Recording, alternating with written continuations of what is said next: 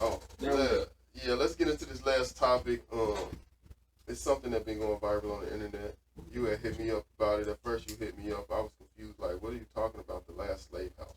Oh, we should have kept that one with that one because that one went with the previous one. Yeah. What you talking about? With that, the Bible? Well, yeah. Well, spiritual. Yeah. Definitely. I want this to be this own separate topic. Let's do it, man. Let's do it. Let's talk about this. That's a good question when I said it. There's still slave houses around? Yeah, because I was confused. You texted me that. I was like, how was this guy? Where did he get this? Now I got to do some research because he's talking about the last slave house. Like, how many was it? It was a certain number of them? Oh, no, you shouldn't go down that rabbit hole. My 4 you page. You shouldn't go down there. But yeah, go ahead. Give us some information on this. I think it was in Louisiana, I want to say. But wherever it was like the last known slave. No, I was in Mississippi. Plantation home. And it was crazy because I haven't seen it on the internet, but maybe all of them look like that. But it was on Django. That was if I'm correct, it looks like it's the house. That was Candyland? Not Candyland, the one with Colonel Sanders, where he had the blue outfit on. When he rode up to the house and he was like, "Who?" They used that house in the movie. They was all on the stairs and stuff, and he came out and he was like, "If I had 5,000 reasons why we should have a conversation." Man, I ain't gonna lie, that was probably one of my favorite parts. Yeah, because he was like, "Well, get on down and give me something to drink." That scene was shot in front of that house because the image I saw of it burning. I'm like, I got my memory like that. I love that movie. Django's like one of my favorite movies. Well, I think that was every black person's favorite. We killed them all. Yeah. And it burnt down in that movie too. Hey, we probably just unlocked some stuff because I don't think nobody talking about it. What? It burnt down in Django. No, that was Candyland. My bad. That was Candyland. All right, cool. So, but that house burned down. The story is they brought this possessed doll, Annabelle, to the house for whatever reason, and it burned down, which a bunch of red flags went off in my head, as you could probably imagine. One, why? Why did they bring that thing to the house? Like, what is that thing? Is on tour? Like, what are we doing with this? They bring it to the house. I think 2 days later it burns down, and they're trying to say like that is what burnt it down and freed all the spirits and stuff like that. Is that what you heard? That's what the story is online. Is that not what you read when you looked it up? I heard that it was an electrical fire because that's a resort. That sounds more. So that sounds better than what I've heard. Yeah. I hope I'm wrong. Like, I think I seen what you were saying, but I didn't look at that. I didn't go. I hope you're that, right, man. But I was like, when I seen it, I'm like, why they bring this thing there? Like, I really think like what, and then so the gimmick. I'm glad you cleared that up because I feel a lot better now. I do, because I'm sitting here. I transitioned from the house burning to this doll, because it's like the doll is possessed by this thing and it's trapped inside a box and it has to always be transported with holy water and stuff. Mm-hmm. So, and me and my logic thinking, it's like, if this thing is strong enough to possess a doll and have all this stuff happen, this box is what's keeping it contained? The box was supposed to be like a spiritual who made it? Man, I don't know. Exactly. So then it's like the people, I've seen a video of this being transported. They got this cloth over it, and it's a priest throwing holy water on it all the time, and it's like, this has to be part of the gimmick. Like, it has to. This cannot be real. They said it though. We talk about that another time. I didn't know you. What was that movie called? It's a movie that was based off of. Annabelle. Yeah, Annabelle, but it was. Yeah. I didn't watch it. I don't watch scary movies because I like horror movies. I think they happen. But the man and the woman in that movie were real people. The whole situation is based off a true story. Yeah. That whole movie is based off a true story, but it's like based off a true somebody's true story. But it's like, again, how are we strong enough to contain that? Who thought of it? Hey, I know how we get defeated. I'm going to build this box, and I'm going to put it in it, and I'm going to seal it up. They were Catholics. So they belong. So they blessed it, and then that's blessed it, and it was like a possessed. Okay, you seen the movie, right? Yeah, you know I love scary movies, and that was one of my. I can't wait till this new one come out. But it was like they keep getting whacker and whacker though. Like I thought they would get better and better, but they getting terrible. Like oh my gosh, like they get so. That sounds like a lot of movies. But if you do the research on those that husband and wife, I can't remember their name right now, but those two, they actually do got some real interesting stories, about the accounts that happened in some of these movies. But back to the slavery house, the real history of what happened with the slavery house is basically this house was there. It was basically owned by one of the richest sugarcane. Yeah. Basically, he was one of the richest guys in America at the time. He owned one of the sugarcane plantations. And he was one of the last plantations in the state, wasn't he? Yeah, and he was one of those slave owners that he purchased a lot of slaves there. So it was a lot of history there.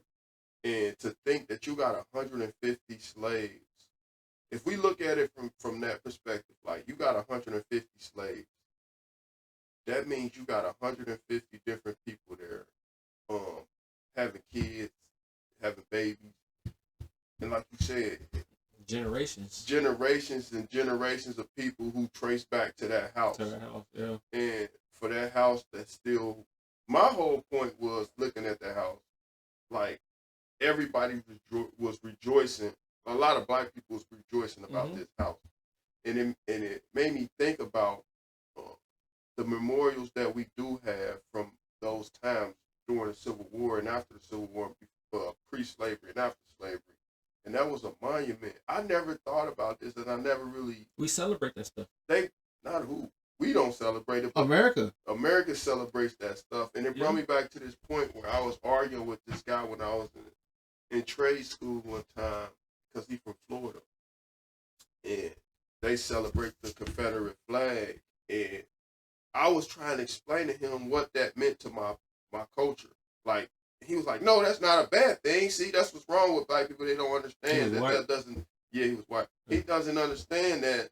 That doesn't mean that, but I'm saying to us it does, because they traumatized us, and every time they traumatized us, they threw that flag in our face, and that flag basically represented separation from us being slaves and us being free. Yeah.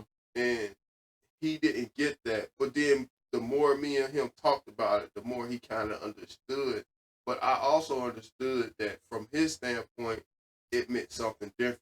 You know what I'm saying? But that doesn't mean it's right. Yeah, it doesn't mean it's right. I think you guys were on. I think you can't understand that. Like, I can't understand wrong. Like a swastika, never understand a swastika. That's what I was trying to explain to him. Like, so when you say like, oh, I understand what it meant to him, it's like just because it represents a movement doesn't make it just. Like they try to make it a culture thing. That's what the people do with that. That's the sport that. It's a culture thing. It's our culture. It was so culture that even black people was represented, and they didn't even understand that this flag represented you being a slave still. And you sitting there rocking it. You know what I'm saying? Because it represents the South. Yes, but not in the way that you think. It represents the South wanting us to remain enslaved in bondage. That's not a culture thing. That's not your culture thing. You just happen to be there, and the things that you were doing there, you wouldn't represent that. You know what I'm saying? So it's like people representing a Klansman head, a mask. It's like, yeah, let's celebrate this. It's like, no, the monuments you're talking about. Kanye West. Yeah, that's your cousin right there. But these monuments it's telling of who we really value as American people, as a country. We have to understand that this is not our land. It's not their land, but they just control it. When they want to celebrate people who killed, murdered, raped people, and they're okay with it, and they're mad at you for being opposing it, that represents their foundation, their morals. We don't care about that stuff being wrong. We're happy they did it. all the military bases that got to get changed because they were, Confederate generals that wanted to keep slaves. All went back. Right. Because that's our culture. That's what it represents. It's like, okay. I mean, but I kind of empathize with him because it like him being ignorant and me telling him stuff, he learning stuff. Yeah. But me also learning that this does represent his history. Like maybe it's not good history, but it is his history. It's his grandfathers, his great grandfathers. They fought for something that to him was right. Mm-hmm. Not necessarily to us, but it was to him who was right. But it's like I can't ignore that fact that it's a part of our history. Yeah, it's a part of our history. I was just on the wrong side of it. And he was definitely on the wrong side of it. We was. Yeah, but in a sense of it, I think what happened during that time, that made us a strong country because it showed us that that we were. How do I say this? Yeah, be careful now. We were not grateful to be here in this free land. But we were never free in this free land. No, we weren't. It's like especially not our culture. It didn't make us stronger. It to me, if I'm taking a step outside of myself, I would say it showed me the power we have as human beings to convince people, go to someone else's land, kill them, and establish it as ours. Go to another continent, take their people, have them establish it. No, I'm not making that statement. No. I'm saying that this is what's showing me that people can actually do that or have done that on uninhabited pieces of land. Going back to the space thing, we don't need to go to the Mars, because if some people there on Mars, we're gonna want to take over Mars. Like that's just, why do we have to dominate? We can't just coexist. But that was a part of our history, and we celebrate it. Like that's what I don't get. Like when you say like I can't relate to someone who's on the wrong side of just. Nah, like, I mean, and it's not like my preference. This is like slavery is wrong. Yes or no? We can all agree slavery was wrong. So why are you trying to support a side that was for it? Right. I can't. I don't like you. Get away from me. But it's more like you gotta understand first.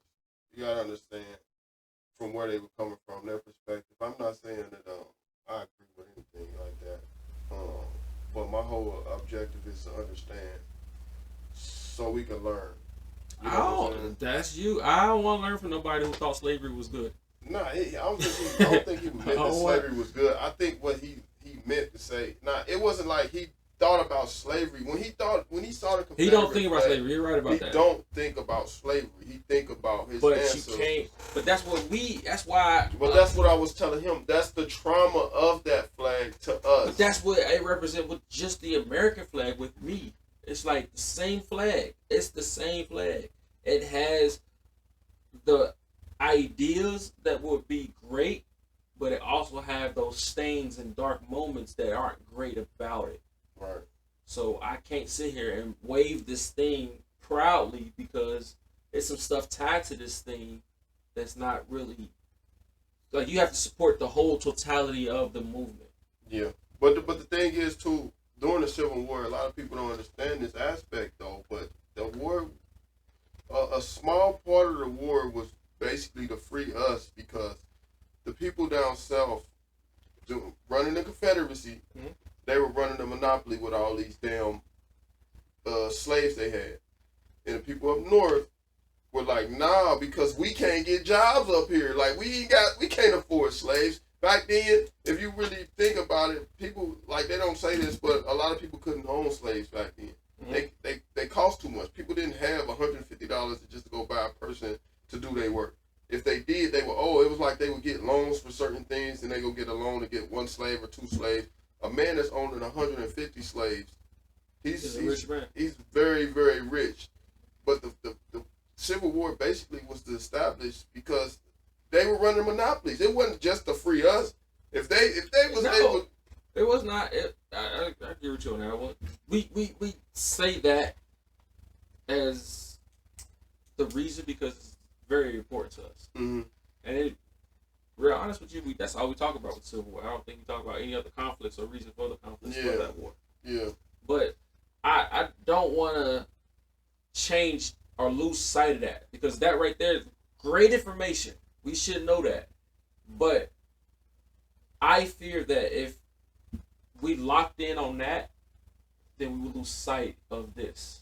Right. And then once we lose sight of this, we never talk about that again. So 2 generations later, we're not talking about. But that's what I'm saying. Like, I don't think we would ever lose sight on that, because when I say how we're celebrating the people who pushed for it. Nah, when I say that, I'm saying like, because from where we were then to where we have a future to be, and like I'll say 50 to 100 years from now, America has got it has changed very much so, from when our grandparents were kids to when their grandparents was like, it's a melting pot now. Like, it was illegal to be with a white woman or a white man at that time. It was illegal to drink tea on Sundays, I think. But what I'm saying, even when the boxer, Joe, what is it, Jack Johnson, whatever, what was the boxer's name? Hurricane?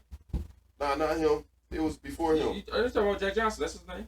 No, not the Hurricane. No, not the Hurricane. But Jack Johnson. Yeah, Jack Johnson, when he was with a white woman, and he had to flee to different states to be with her and everything, and then he couldn't box no more. But at that time, it was illegal to be with a white woman. Now look at it. Now you go on the internet, it's a bunch of mixed babies out. Yeah. Are you taking a shot at me, man? I ain't saying. Are you taking a shot at me, I'm man? just saying.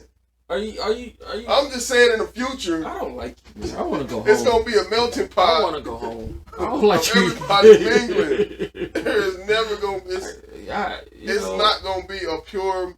Like, you're not gonna be pure Nigeria. You're not gonna be pure nobody. German. We are a mutt of a country. We are a big mutt of a country. And but it's to the point where they gotta say, you black and I'm white. But yeah, the gingers. No, the gingers are black now. But at the same time, it's still like, we can't lose sight of that, man. And the reason I don't understand why we celebrate that much, because what is named after somebody that was actually fighting to free slaves, other than like the civil rights movements? Like, Abraham Lincoln is like the only person that's been celebrated for trying to free the slaves. That wasn't an African American.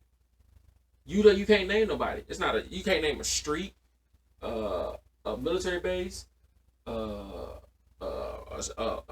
parking center, anything that's a memorial for those who was trying to free the slaves. But you have thousands of people who statues, monuments, cemeteries of people who was trying to keep them. That's our country. Yeah. I mean, but let's be real. Like, we are outnumbered. But bad to good? Nah, by race. Black people actually outnumber white people. I think, if I remember correctly, last I did research, there's more black people in America than white. No, we're disenfranchised. Look that up again. Okay. We're really just these bracelets. What city is the most populated by black people? Come on, now the same city. I can't say that. Atlanta. No. What is? It's Detroit. Detroit outdid Atlanta. Yeah. Well, I would have said Charlotte outdates them too. Yeah. Baltimore. Okay, Mr. Google. No, I ain't Google. We got Baltimore, D.C., Chocolate City, Atlanta, chocolate. Detroit, I guess. I didn't know Detroit. That's news to me. I didn't know Detroit they're the most populated city with black people. With black people in it. Yeah, almost 1 million people. You want a cookie? No, what I'm saying is, we name it like major cities. Yeah. Now let's name other cities like in Utah or Montana or Iowa or I'm a cookie on that. North Dakota or South Dakota. I'm a cookie on that. You know how I'm a cookie on that? Wisconsin. You know how I'm a cookie on that? What? Because as big as those states are, and white as those states are, that's not established. It's a lot of open land. The Detroits, the Atlantas, the Baltimores are crowded cities. Pennsylvania. But I don't know about Pennsylvania, but There's a lot of white people there. Utah. A lot. Oh, okay. You found your ancestry or something? No. Why are you trying to tell me there's a lot of white? I'm not gonna go to those places. Ohio. You know, I'm We're not gonna go to Ohio. those. I'm not going to those places. I'm not going to those places. I have no desire to go to Utah. No, Montana.